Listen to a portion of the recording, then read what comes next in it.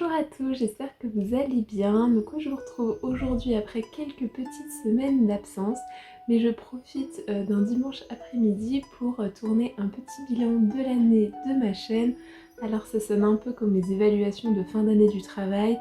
Pas de stress, vous êtes à la bonne place puisque ça va être plutôt une revue de ce que moi je vous ai proposé.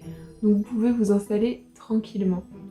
Donc le but c'était de revenir avec vous un peu sur ce que je vous ai proposé sur la chaîne et ce que je projetais un petit peu de faire pour l'année d'après.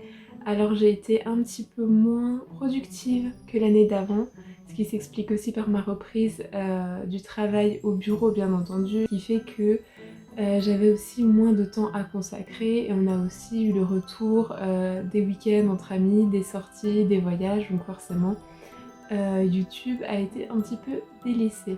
Alors j'étais persuadée que cette étagère ne se voyait pas quand je filmais.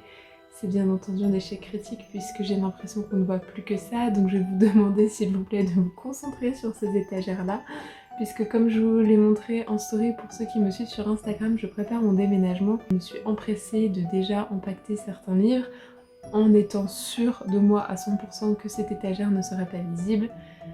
Bon, voilà, il reste encore pas mal de livres pour faire le décor, on s'en sortira. Tout ça pour vous dire que le décor va changer aussi au niveau des vidéos YouTube. Enfin peut-être que vous le verrez pas si finalement les étagères sont mises exactement au même endroit, vous verrez pas la différence. Mais forcément il y aura un nouveau décor, notamment pour les unboxings, puisque j'avais l'habitude de les tourner dans mon salon et non pas ici. Au niveau de mes lectures, alors cette année j'ai lu 80 livres, ce qui est 9 de moins que l'année précédente, donc on reste plutôt sur une même moyenne de lecture, sachant que l'année dernière j'avais lu un certain nombre de mangas, puisque je m'étais relu l'entièreté des nanas, donc forcément ça avait joué aussi dans le total de livres lus. Je suis plutôt contente d'avoir gardé un rythme de lecture plutôt équivalent avec ma reprise des transports en commun notamment qui m'a aidée. Et surtout cette année j'ai réussi à lire 5 livres en anglais, ce qui est un record. Bon, c'est des livres jeunesse, pour la majorité d'entre eux c'est des histoires que je connais par cœur. Néanmoins c'est toujours des livres lus en entier, donc je suis plutôt contente de ça. Au niveau de la carte des auteurs, donc du coup j'avais pris en photo la carte des auteurs qui est disponible en fait quand vous avez un compte Livre Addict, qui est donc le site sur lequel je référence ma bibliothèque, mes lectures, etc. Et donc je vous mets ici la carte de la nationalité des auteurs de livres que j'ai lus en début d'année et celle de fin d'année. Je suis plutôt contente puisque mon objectif est aussi de m'ouvrir à la lecture étrangère. Et j'ai pu notamment cette année découvrir des auteurs d'Amérique latine et ça je suis plutôt satisfaite d'avoir réussi à diversifier un petit peu mes lectures. Donc au niveau des lectures je suis plutôt contente, j'ai fait aussi de belles découvertes, donc c'était plutôt une année plutôt satisfaisante au niveau des lectures. Au niveau des box littéraires, comme vous avez pu voir sur la chaîne, j'ai pu découvrir avec vous de nouvelles box littéraires, certaines qui se sont lancées, d'autres qui étaient lancées depuis très longtemps mais je n'avais jamais essayé, donc j'ai aimé le fait de ne plus être engagée de manière récurrente en fait sur une année ou sur plusieurs mois, ce qui m'a permis une plus grande liberté de souscription. La plupart des box de toute manière vous pouvez souscrire seulement un mois, donc c'était vraiment, ça m'a permis beaucoup plus de flexibilité et j'espère que vous avez apprécié découvrir d'autres box littéraires avec moi et que ça vous a peut-être permis aussi d'en choisir une parmi toutes celles qui sont proposées sur le marché. Pour l'instant je vais continuer pour l'année prochaine à rester sur des souscriptions un petit peu ponctuelles en fonction de ce que proposent les marques et je vous ferai comme d'habitude découvrir tout ça en vidéo. Et donc cette année j'ai aussi découvert les swaps littéraires. Alors c'est un concept que je connaissais déjà mais auquel je n'avais jamais participé, et donc comme vous avez pu le voir sur la chaîne, j'ai participé à 2 swaps au cours de l'année et c'était vraiment une très belle expérience. Alors il vous faut un petit peu d'organisation et un peu de temps devant vous pour y participer. Tout dépend du thème et de la quantité de livres que vous voulez mettre dans vos swaps, mais c'était vraiment très sympa. C'est aussi des rencontres que vous faites avec des gens, c'est des échanges et c'est toujours très appréciable de recevoir un colis qui a été entièrement concocté spécialement pour vous, et je vous recommande cette expérience si vous en avez l'opportunité. C'est vraiment c'est que du positif je trouve, à partir du moment où vous avez bien discuté avec la personne qui va s'occuper de votre swap, que vous avez bien échangé et que vous savez un petit peu ce que vous allez également lui offrir, ça peut que être une expérience positive. Je sais pas si je vais refaire des swaps cette année, mais en tout cas si j'ai le temps, si le thème me plaît, c'est quelque chose effectivement que je pourrais retenter à nouveau. Alors au niveau du thé, donc je vous parle souvent du thé que je prends avant mes vidéos etc, mais je n'ai pas fait de vidéo de thé cette année. Alors la raison aussi c'est que par exemple l'année d'avant je vous ai fait des vidéos sur les thés de Noël, les thés d'automne, et je n'ai pas forcément en fait de quoi vous refaire une vidéo avec d'autres thés puisque mon stock est quand même conséquent, mais pour autant je me rachète pas 25%, 50% de mon stock tous les ans. Donc c'est pour ça que je vous ai pas proposé. En revanche, j'ai découvert depuis quelques mois, enfin depuis au moins cet été, différentes sélections de thé bleus que j'aimerais beaucoup en fait vous montrer, que j'aimerais aussi vous présenter, vous parler un peu plus de ces thés qui sont pas très connus, donc n'hésitez pas à me dire si ça vous intéresse aussi. De toute manière, même si ça vous intéresse pas, je pense que je ferai quand même la vidéo parce que j'ai très envie de la faire. Et donc pourquoi pas faire ce genre de vidéo, mais c'est vrai que je n'ai pas assez de contenu à vous proposer au niveau des thés, et aussi parce que je me sens un peu moins légitime dans le sens où le thé je le découvre aussi par moi-même, et c'est pas comme les livres où finalement je trouve qu'en fait c'est complètement différent, puisque je trouve que la lecture peut être un peu plus universelle que le thé. On est déjà sur quelque chose d'un peu plus qui va peut-être correspondre à beaucoup moins de personnes, et c'est surtout quelque chose d'assez complexe, donc j'ai aussi un peu peur de me lancer là-dedans. En revanche au niveau thé, j'ai découvert grâce à l'une d'entre vous du coup un podcast. Du coup c'est un podcast qui est fait notamment avec François-Xavier Delmas, qui est donc qui travaille pour le Palais d'été, enfin Palais d'été pardon.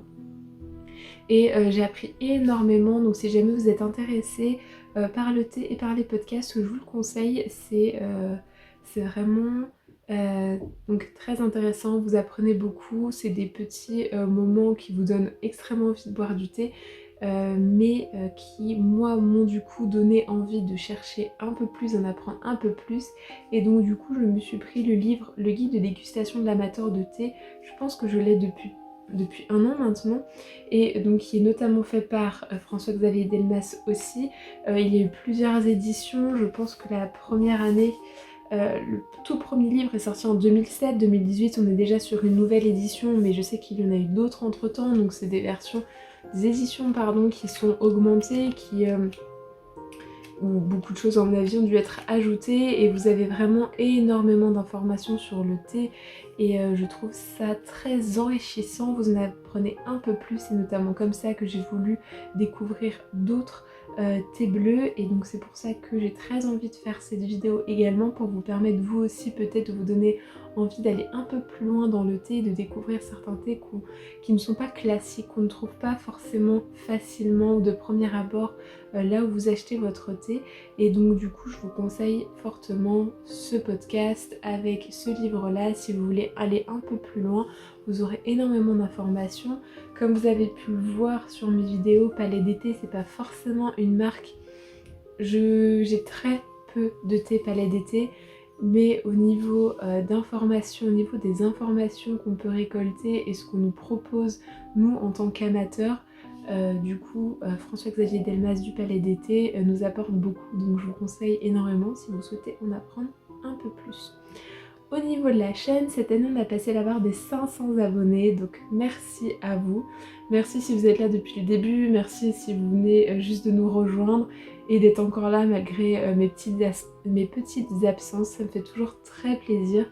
J'ai du mal à me rendre compte qu'effectivement, moi je suis toute seule donc j'ai un peu de mal à me rendre compte effectivement le nombre de personnes qui peuvent être derrière moi, mais en tout cas ça me fait très plaisir.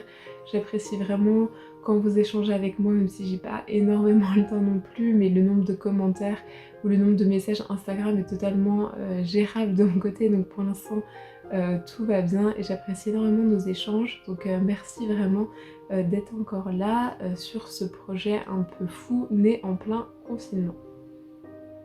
Donc j'espère vraiment que vous continuerez à être là et surtout que j'arriverai en fait à vous proposer du contenu qui vous plaît. N'hésitez pas si vous souhaitez quelque chose en particulier, bon forcément qui correspond un peu à ce que déjà je vous propose si vous me demandez de faire par exemple un top des livres young adulte par exemple, je pense que vous savez que j'aurais beaucoup de mal à le faire. Mais voilà, n'hésitez pas à me dire si vous il y a quelque chose ou une vidéo en particulier que vous aimeriez voir sur ma chaîne, je pourrais voir effectivement si c'est possible de mon côté. Ensuite cette année j'ai fait l'acquisition d'une liseuse, cette petite chose qui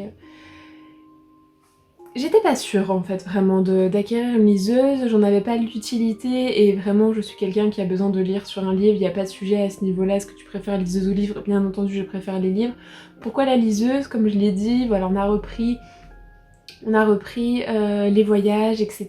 Et effectivement notamment quand vous devez prendre l'avion, bah, au niveau du poids etc.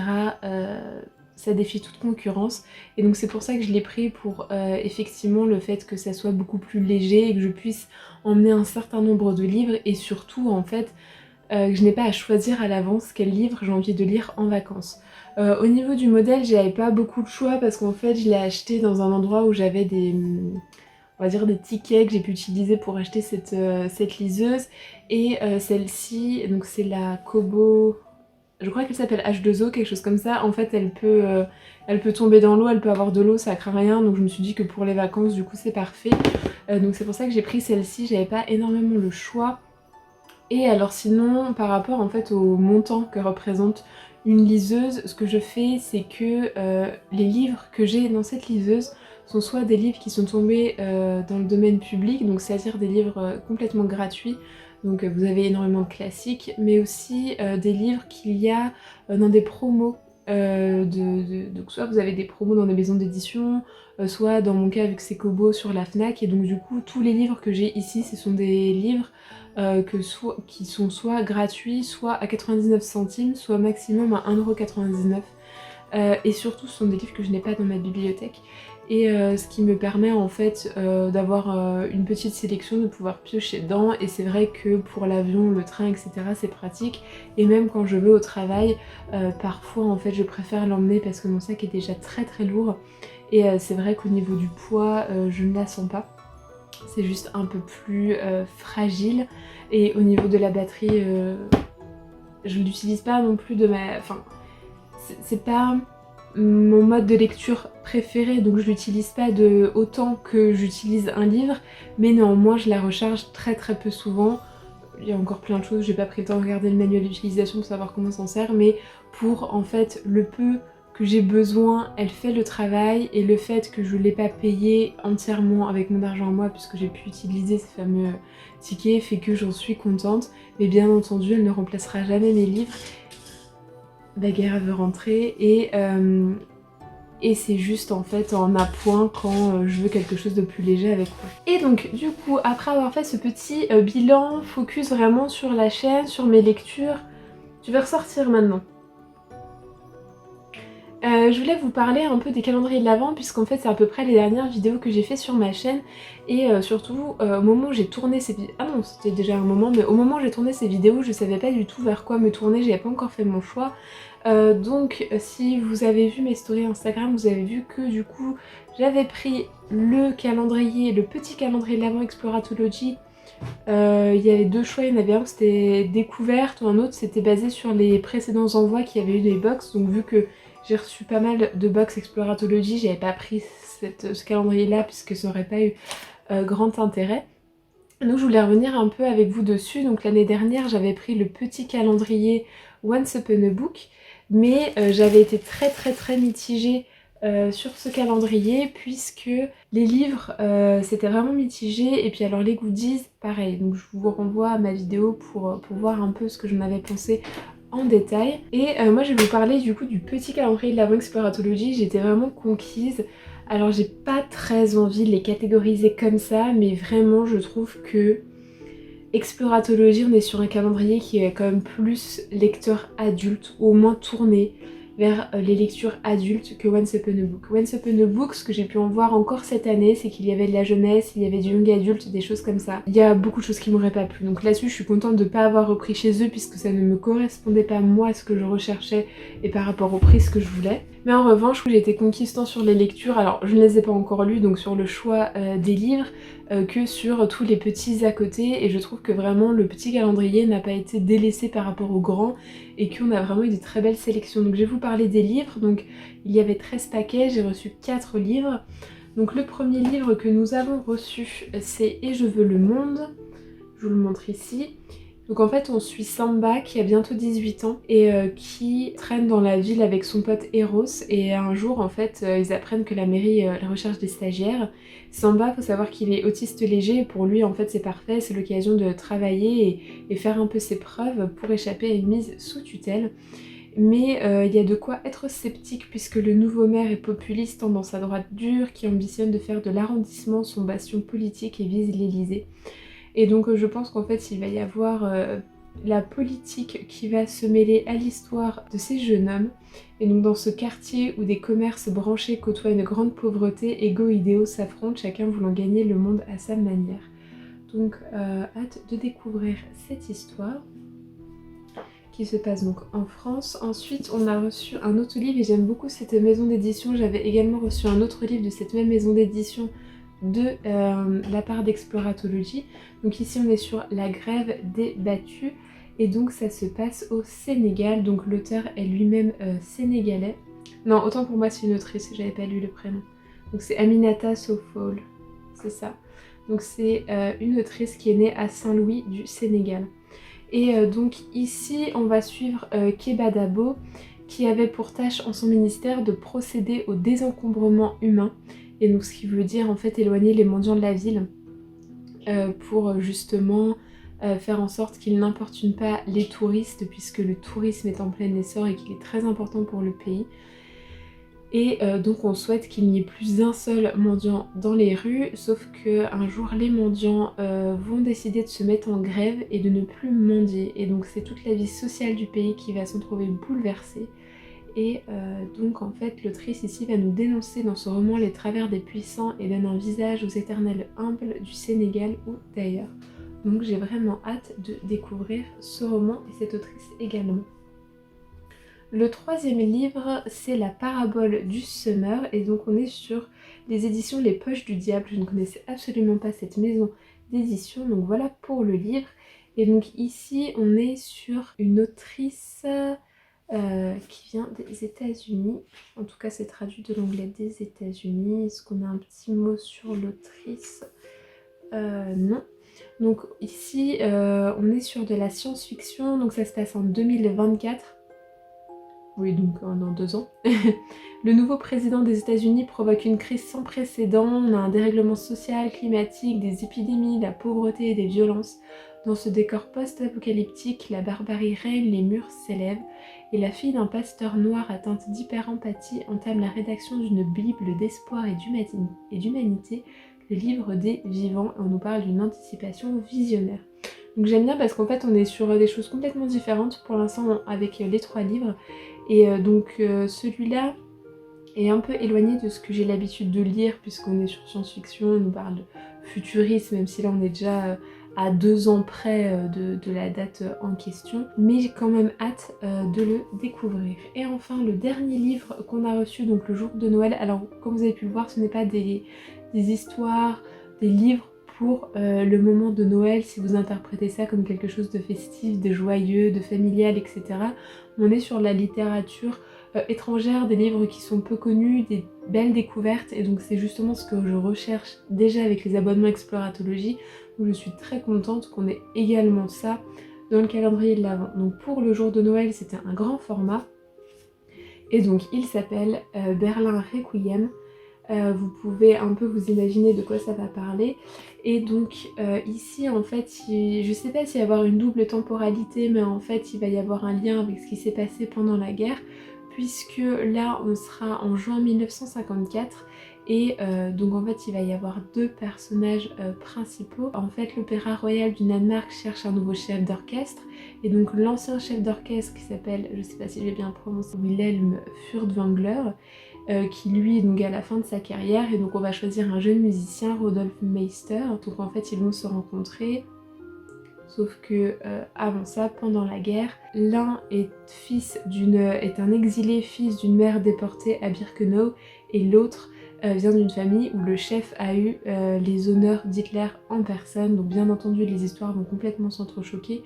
D'habitude on a ce genre d'histoire directement pendant la Deuxième Guerre mondiale. Là finalement on est avec la génération d'après, ce qui est tout aussi intéressant. Et donc j'ai hâte de me plonger dans cette histoire où je pense que la musique va aussi avoir une grande importance et comment en fait deux histoires douloureuses à porter pour chacun des deux vont s'entremêler alors même qu'ils partagent tous les deux la même passion pour la musique. Donc j'ai hâte et ce que j'ai aimé c'est qu'on est sur un livre grand format. Ici on est sur les maisons d'édition Plomb. Donc je n'ai pas du tout de livre de leur maison d'édition, donc ça va être à nouveau une découverte. Donc voilà pour les 4 livres, moi j'étais vraiment très contente, c'est vraiment ce que je recherche au niveau d'exploratologie. Si vous c'est pas du tout ce genre de livre, effectivement vous auriez pu être un peu déçu, que je suis totalement satisfaite. Au niveau des petits goodies, donc on va dire le plus faible, c'est cette petite carte, puisque moi je n'envoie plus de cartes et c'est écrit bonne année 2022, donc en fait elle est déjà passée de date, puisque encore bonne année j'aurais peut-être pu trouver pour la replacer quelque part, bonne année 2022 c'est fini, c'est mort, en moins d'arriver à changer le petit 2, mais voilà on va dire c'était juste cette petite carte, on va dire que c'est le plus faible, mais j'ai vraiment aimé tous les autres. Donc on a eu par exemple, je n'ai pas encore pu le tester, c'est T-Pop. En fait c'est une espèce de... comme une sucette, mais en fait c'est du thé que vous mettez directement à infuser dans votre tasse. Je suis assez curieuse de cette petite technique. Au niveau du goût, c'est baie sauvage, hibiscus, morceau de pomme, égalantier, framboise. Bon, ça peut être quand même sympa à boire, peut-être plus l'été, je verrai, mais en tout cas, des découvertes aussi au niveau du thé, et c'est pas fini, puisqu'en fait on a eu une petite boîte d'infusion comme ceci, donc on me dit mangue, papaye, noix de coco, kiwi, hibiscus, et donc on me parle d'une infusion. Du jamais vu, l'infusion se boit et les fruits se mangent, et en fait vous avez des petits carrés de fruits que vous faites infuser et vous pouvez manger en fait les fruits après. Voilà, c'est un peu comme une sangria en fait. Vous avez le liquide et après vous pouvez manger les petits fruits. Je l'ai pas encore testé. Ça sent très très bon le fruit. Après voilà, on est sur quelque chose comme la petite sucette peut-être un peu chimique pour tout ce qui est infusion été. Là on recherche peut-être un peu plus naturel, mais ça permet de découvrir un peu d'autres choses de temps en temps, pourquoi pas. Je sais pas si c'est quelque chose qui va me plaire, mais j'aime que ça soit pas des choses plutôt classiques, c'est pas des choses auxquelles on s'attend. Ensuite on a eu, et ça c'était vraiment très sympa, on a eu un mini panettone. Franchement ça c'est parfait, ça c'est vraiment le truc qu'on peut attendre dans un calendrier de l'Avent. Il était très très bon en plus, donc c'est de cette marque là. Quand j'ai vu en fait l'emballage cadeau, je me suis dit ça ressemble à un panettone, bah oui c'était ça. Donc ça c'était vraiment la bonne surprise. Au niveau gourmandise, on avait aussi une tablette de chocolat qui était super bonne, enfin elle a fait juste le jour de la case, elle a pas fait plus longtemps. On a eu aussi des pâtes de fruits, alors il y a beaucoup de gens qui n'aiment pas les pâtes de fruits. Moi j'aime ça, elles étaient vraiment très très bonnes, elles étaient à la poire, j'ai vraiment beaucoup aimé. Ensuite on a eu une bougie, donc je la montre en photo parce qu'elle est déjà rangée, elles sont super bonnes, elle est très très belle. Enfin vraiment c'est un objet, enfin une bougie de qualité. Je suis très contente aussi vraiment de la qualité des produits qui étaient mis dedans, puisque c'est des marques qu'on trouve pas forcément facilement, c'est des choses vraiment bien faites, donc je suis contente là-dessus. Et la dernière chose dont je voulais vous montrer, on a reçu de la vaisselle. Alors c'était un des plus gros paquets, donc c'est le paquet numéro 3, je vais vous montrer ça tout de suite. Donc voilà comment ça s'est présenté, et donc vous avez une petite tasse comme ceci avec son assiette. Et donc c'est pas du tout du plastique, je sais pas si c'est du grès ou quelque chose comme ça, c'est assez froid comme matériau. Et je trouve ça vraiment super sympa, vraiment pour le prix, vous avez vraiment je trouve les objets qui sont en face, qui correspondent au prix parce que j'ai comme beaucoup de choses de qualité et vraiment là-dessus on s'est pas moqué de vous je trouve. Donc voilà pour le calendrier de l'Avent Exploratology, donc tout dépend l'année prochaine de ce qu'on aura sur le marché, ce qu'on va nous proposer, mais c'est vrai que pour l'instant, pour avoir testé les deux, c'est vraiment Exploratology qui l'emporte. Après à voir au niveau des livres, mais je sais que par exemple Once Upon a Book, il y a des livres que j'ai revendus puisque je savais que je n'allais pas les lire, donc au final ça n'a pas marché avec moi. Au niveau des calendriers de l'Avent de thé, donc je vous en ai présenté un certain nombre, j'avais dit que je n'avais pas fait mon choix. En fait, au vu de mon stock, il a été plus raisonnable de ne pas commander un nouveau calendrier de l'Avent de thé. J'ai fait un petit peu mes recherches, etc. sur ce qui avait été proposé. J'ai regardé du coup les stories de gens qui avaient pris. J'ai vu que le Daman, comme d'habitude, hein, le Daman est beaucoup choisi. Palais d'été, je l'ai beaucoup moins vu. Je pense que j'ai surtout vu Daman et pour avoir regardé un peu ce qui se faisait, je pense que mon impression que j'avais au moment de faire la vidéo et des recherches a été confirmée par le résultat. Je pense que je me serais laissée tenter par le calendrier, je crois que ça s'appelait Chercheur de thé, du Palais d'été, parce que c'est vraiment quelque chose qui reste dans la même ligne que du coup le podcast et le livre, et donc ça aurait été vraiment la continuité. Donc je vous mets quelques photos, d'ailleurs je remercie Jessica pour m'avoir envoyé des photos de son calendrier. C'est vraiment quelque chose qui aurait été en accord totalement avec ce que j'ai envie de découvrir en thé. Après je regrette pas de pas l'avoir pris dans le sens où j'ai vraiment un gros stock et ça aurait juste rajouté du thé, je n'aurais pas eu le temps de le goûter tous les jours, je n'aurais pas eu le temps de me faire ma petite dégustation tous les jours, mais il y avait des annotations sur sa provenance, sur comment le déguster, sur la manière de le préparer, c'était parfait.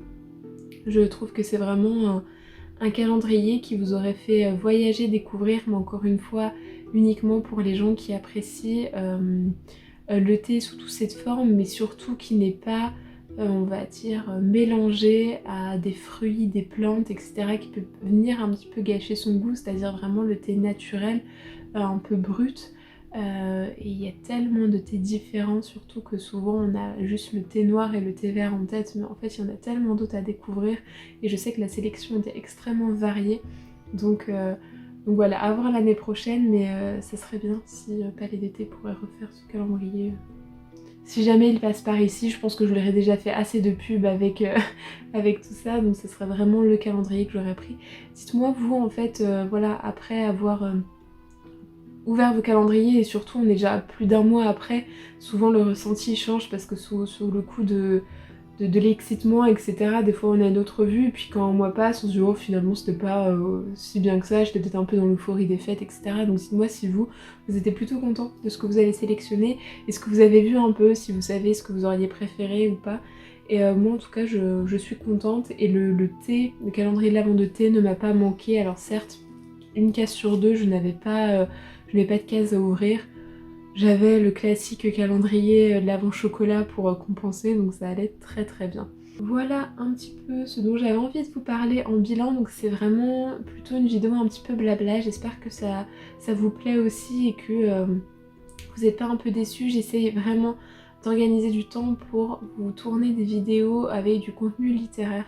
C'est un peu compliqué parce qu'en fait je suis un peu dans un cercle vicieux où je sais qu'il faut que je prenne le temps de me poser pour vous tourner ça, et puis je laisse passer le temps, et puis du coup les livres sur lesquels j'avais envie de discuter avec vous, le temps en fait que je filme, je me souviens plus très bien de l'histoire, je me souviens uniquement de mes impressions, j'ai peur d'oublier quelque chose d'important quand j'ai fait cette lecture, donc il faut vraiment que je m'y remette pour éviter de laisser trop de temps entre la lecture et le dé de lecture.